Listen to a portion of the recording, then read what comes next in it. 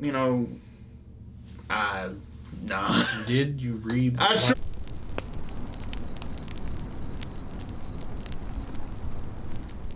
What's up, guys? Welcome back to Homie Checkpoint. I'm Alex, he's Josh, and today we're gonna talk about villains. You know, those super, well-written characters that make you go, oh god, that was bad. What the you sending some big signals on me. What you talking about? Bro, they don't know if you're talking about villains or the Clintons right now. What the fuck? Hold the fuck up. Alright, homies, so we all want our campaigns to be interesting, but, full of lore, conflict for the players to overcome, so we're not going to go over that again here. What we are going to talk about here today is the cornerstone to your campaign, the centerpiece to your narrative. Well, we're talking about your villain. Right, so first of all, there's 1,000 interesting ways to write your story, and we're not going to go over all of them here, but the fact of the matter is, they don't all need to have a villain, and especially not an overarching villain who acts as some kind of mastermind. However, we feel that this is the easiest and also the most fun way to go about writing your campaign. And if you don't feel that way, well, I got just one thing to say. Well, that's just too damn bad. Can't review the video now, stupid. Checkmate, atheist. Alright, y'all, so the thing about writing a villain is the best place to start is think about those villains that you love, man, because that's just gonna get you right in there, you know what I mean? Well, we need to ask, what makes a villain fun to watch? Well, for me personally, I think about those real big strong boys and real powerful ones, you know what I'm saying? Because, at the end of the day, you the DM, if you want them to win, they're gonna win. It ain't like the players can say shit.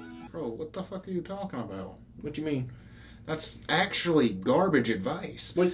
Yeah, if the players know the villain's gonna win every time, they know the roles are being fudged, and they're gonna be pissed off, rightfully so. That's what you do when they're not looking. If you a player, not a DM, just click off the video, go watch these. The dragon looks over your limp body, and as you fade from consciousness, you hear him say, "That's what you get for messing with my girl, G." Bird? Oh, what? Bro, you making death saves, bro. You better give yourself an attitude check before I send you to homie heck, boy. And boy, it's boring as fuck, man. I can't even do nothing, man. This shit just kind of boring, you know what I mean? Man, yeah, bro, this shit is kind of ludicrous.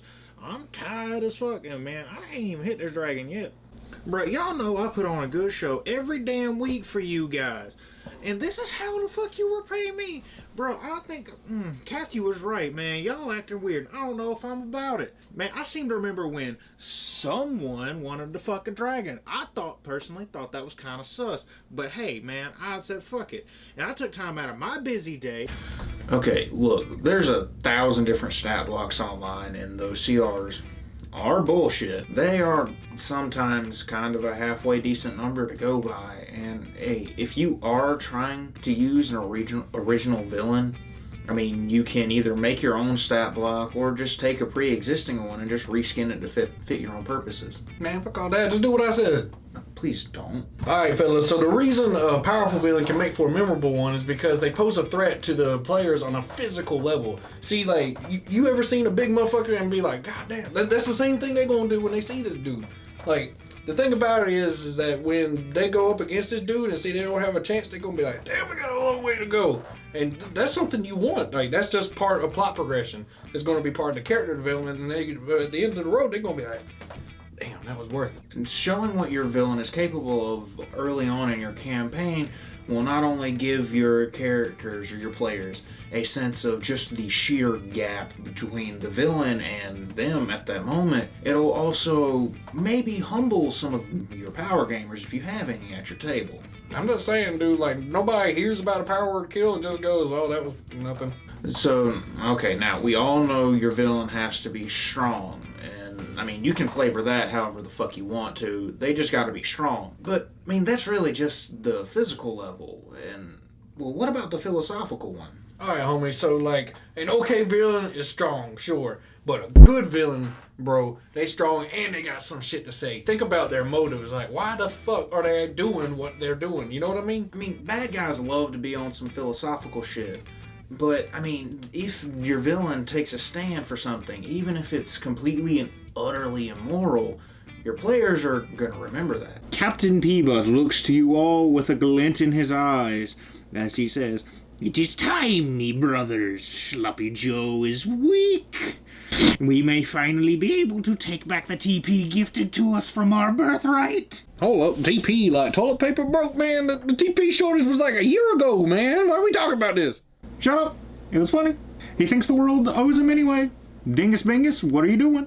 The fuck, man? I guess I'm gonna try to stop him. Heretic! Hit him with the zest, me brothers!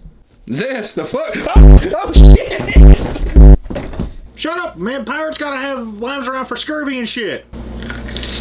Oh,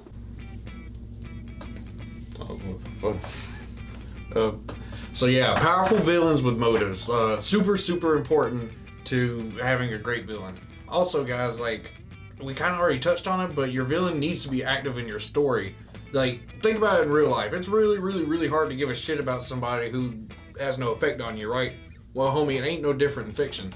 And like we said, showing your party what your villain can do will give them just a little bit of perspective. But, you know, keep in mind that if like 10, 20 sessions in and your villain's been a no-show, well, I mean... They might forget that motherfucker even exists. I mean, yeah. So we recommend integrating the villain in as often as possible without being overbearing. Now I know that might be considered an oxymoron, but homie, you wanted DM, so you gotta accept these responsibilities. No, you do want to do it sparingly, you know, too much of a good thing is a bad thing. But, you know, you at least want them to know the motherfucker's name. Yeah, bro, so your players should know who your villain is, what they're all about, by at least the end of your first story arc. Because, I mean, the thing about it is that's going to set up what's to come later on your story, and it's going to allow them to strategize for their next move when it comes to your villain. Or villains. Villains, bro, that's some cliche ass shit. I'm telling you right now, this ain't no Akatsuki or no Espada type shit, bro. I'm tired of that tired old thing where it's always a group of motherfuckers and they got some kind of big old master plan. Homie, so power, philosophy, and activity. These three tools will go a long way in creating an interesting and memorable villain. And I mean, if at the end of the day, if you are trash at writing, and I mean that's fine, nobody's perfect. Just take one of your favorite villains and just, you know, copy their like core principles and philosophies. I mean, and hey, it's usually ends up being a grand old hoot if, you know, when your party finds out they've been fighting the Hamburglar the whole time. I mean, well, he's right though, and always I'm gonna give you one last little bit of advice. The best villains are the ones that make us sit down and think, man, this motherfucker's spitting facts. So if you can somehow warp a sociopath's words into making them sound like they make a lick of fucking sense, then by golly gee, you've cracked the code. Hell yeah, man. Make your players think that all the bad shit they did is justifiable. Because at the end of the day, they preaching about peace or unity or, you know, some bullshit. Alright, that's going to wrap it up for this week, guys. Hope you enjoyed, and we'll catch you next week. Remember to like, comment, and subscribe. Peace.